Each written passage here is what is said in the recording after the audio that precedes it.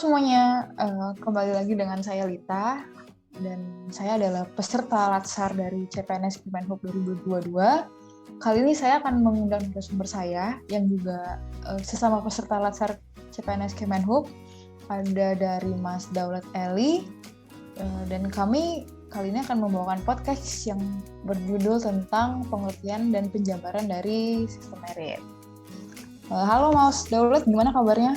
Halo Mbak Lita. Halo, syukurlah.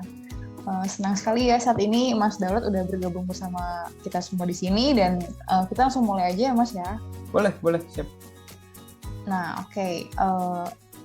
Jadi sistem merit ini merupakan salah satu aspek yang penting dalam nilai core ASN. Kira-kira Mas Daulat bisa ngejelasin nggak nih definisi dari sistem merit dulu nih? Boleh, siap.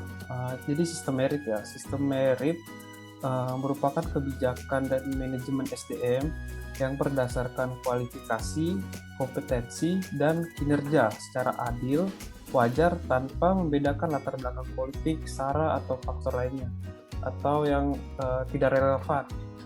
Maksudnya tidak diskriminasi gitu. Intinya kurang lebih itu pengertiannya. Oke, begitu ya Mas. Nah, sistem merit ini dasarnya apa sih Mas? Dasar ya. Jadi untuk menjamin sistem merit, pemerintah mengeluarkan beberapa peraturan. Pertama itu Undang-Undang Nomor 5 tahun 2014 tentang ASN atau Aparatur Sipil Negara, dan juga turunannya itu Peraturan Pemerintah Nomor 11 tahun 2017 tentang Manajemen Pegawai Negeri Sipil. Kurang lebih itu dasarnya. Oke, berarti sistem merit ini sangat penting sekali ya untuk banget sebagai acuan untuk ini kita para ASN ya. Betul. Oke, nah membedah dari sistem merit. Sebenarnya tujuan dibentuk sistem merit ini apa sih Mas kalau boleh tahu? Tujuannya ya, secara garis besar, jadi untuk menghasilkan ASN yang profesional dan berintegritas dengan menempatkan mereka pada jabatan-jabatan birokrasi pemerintah sesuai kompetensinya. Atau kata orang itu seperti orang yang tepat dapat bekerja di posisi yang tepat. Nah, kurang lebih gitu. Jadi sehingga fungsinya itu tata kelola pemerintah negara menjadi lebih efektif dan kualitas pelayanan publik dapat maksimal karena dilaksanakan oleh aparatur yang memiliki keahlian sesuai bidang. Kurang lebih gitu, Mbak Lita. Oke, jadi dalam hal ini agar para ASN dan aparatur sipil negara tuh bisa ini ya terarah ya dalam bidang kerjanya masing-masing ya Mas. Betul sekali. Nah, sebenarnya dari tujuan sistem merit tersebut nih, apa aja sih poin-poin yang yang mencangkup dalam sistem merit tersebut sih Mas? Boleh dijelasin lagi nggak Mas? Boleh. Jadi tadi yang sesuai kata saya sampaikan, poin-poin itu sebenarnya sudah diatur di regulasi yang tadi saya sampaikan. Yang pertama itu penyusunan dan penetapan kebutuhan. Jadi ini dilakukan untuk perencanaan kebutuhan ASN biasanya 5 tahunan. Nah, ini berdasarkan analisa jabatan dan analisa beban kerja dengan mempertimbangkan jumlah, pangkat, dan kualifikasi pegawai yang ada. Jadi kayak semacam dihitung berapa per jamnya beban kerjanya, terus butuh pegawai berapa, kurang lebih gitu. Oke Mas, siap. Baru kemudian setelah penyusunan dan penetapan kebutuhan, kita masuk ke pengadaan atau rekrutmen. Jadi ini ditunjukkan dengan mekanisme rekrutmen pegawai yang terbuka, transparan, dan kompetitif. Jadi kayak teman-teman udah mengetahui kayak kita masuk PNS ini kan melalui sistem CAT ya. Nah, itu salah satu yang dilakukan untuk ini ya, untuk lebih transparan karena langsung keluar kan hasilnya ya kan. Iya, benar sekali. Baru selanjutnya pengembangan karir. Nah, pengembangan karir ini biasanya berdasarkan asesmen dan kinerja. Selanjutnya promosi dan mutasi. Ini kebijakan yang objektif dan transparan didasarkan pada kesesuaian kualifikasi. Kemudian penilaian kinerja. Nah, ini biasanya penilaian kinerja dilakukan oleh atasan langsung untuk menilai staf-stafnya itu sudah sesuai nggak kinerjanya gitu, sudah bagus nggak. Baru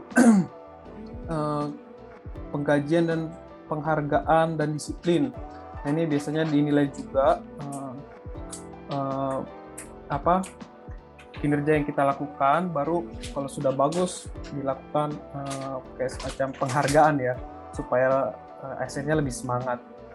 Hingga selanjutnya yang terakhir tuh jaminan dan perlindungan. Ini terkait program perlindungan kepada pegawai, contohnya jaminan kesehatan, jaminan kecelakaan kerja, bahkan hingga program pensiun. Jadi kurang lebih itu ya terkait poin-poin yang diatur dalam sistem merit. Gitu Mbak Rita. Oke Mas Daulat. Ternyata di dalam sistem merit ini benar-benar mengatur regulasi secara ini ya, dari berbagai aspek dan sangat spesifik ya, udah dimulai dari jumlah kebutuhan pegawainya, lalu dari proses seleksinya yang juga transparan. Ya. Selain itu, setelah mereka masuk ke dalam dunia ASN juga mereka diberikan peluang untuk pengembangan karir, mungkin seperti diklat kali ya Mas ya, sesuai dengan bidangnya.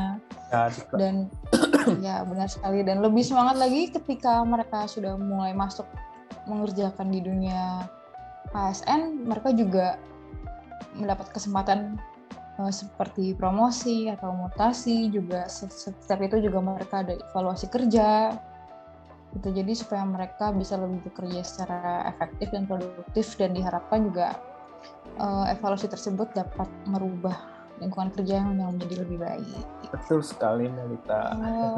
Menarik juga ya. Tadi aku juga dengar tentang jaminan dan perlindungan ya Mas ya? Iya.